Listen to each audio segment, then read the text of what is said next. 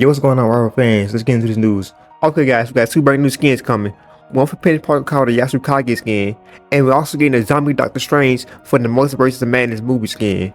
Now, that is a skin that everybody probably gonna be looking forward to, especially me. Okay, guys, Marvel Rivals Discord is hosting a new community event called Find Your Gala Partner. The event starts from April 14th and ends April 20th. For the event channels and rules, first you must take a screenshot to invite and search your dance partner and the hashtag Find Your Gala Partner. Now getting to the rewards, it says 50 lucky dance partners will be randomly selected to receive 100 units, and they also get a limited Discord role that says Season 2 Hellfire Gala. Alright, getting to the next piece of news. The Season 2 event directly mentions Forge. Here it states by mutants from every reality are working on Concord. This did create an interesting problem. Previously, each mutant from our universe had their personal data stored in our main Cerebro unit. But what happens when satellite from a different timeline shows up in our own? We couldn't risk critical information being overwritten, so had Forge create portions in the Cerebro drive.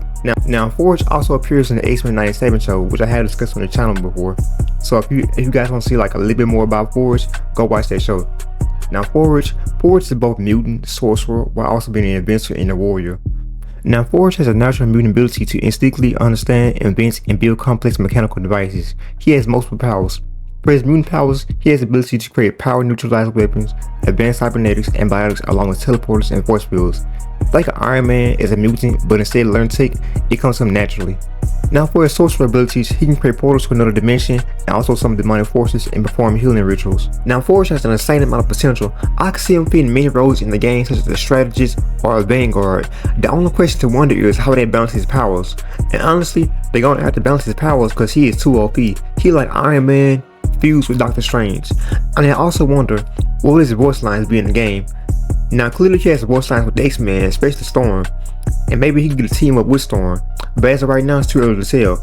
But the chances of him coming are low, but it's still possible, because it was stated by Danny Cole that they plan to release a hero every month. So here we have a strategy concept for Forge by the user Samurai A043 on Reddit. For his first attack, he has a primary fire called Forge Blaster, which Forge shoots from a Gatling gun on his right arm. Now for Forge's secondary fire, he has a repair gun. Forge shoots repair case from his pistol in his left hand that heals allies over time. And for his passive multitasking, Forge can lock either a Forge Blaster onto the enemy or a repair gun onto an ally for a constant stream of healing or a constant stream of damage that limits his fire to only one of those two. Now for Forge's first ability, he has something called Scanner Bug. Forge deploys a small device that sticks to any surface that will pulse 3 times before destroying itself and scanning enemies. Now for Forge's first ability, Scanner Bug, Forge deploys a small device that sticks to any surfaces that pulse 3 times, scanning the area to find any enemies nearby before destroying itself. For his second ability, he has anti-personal mines. Forge pulls out a small launcher and deploys 3 small mines that turn invisible upon deployment. Once the enemy comes near those mines, they explode, dealing a small amount of damage. Now for Forge's third ability, he has something called Misty Rejuvenation. Forge posted with Misty Energy and give healing over time to allies within range. Now for Forge's ultimate moves, he has one ultimate move called Perfect Harmony. It says Forge pulls out a mechanical bow enchanted with Mystic Energy that fires a single arrow forward, dealing a small amount of damage to all enemies hit and making them receive enhanced damage for a short time. Now Forge also has 2 team abilities. The first one is called Ammo Intervention, where it says Forge is interchangeable with Rocket to give Punisher and Winter Soldier unlimited ammo. And for a second team of natural inventors, it says Iron Man upgrades Forge tech with Stark technology, increasing the Forge fire rates of the blaster and repair gun.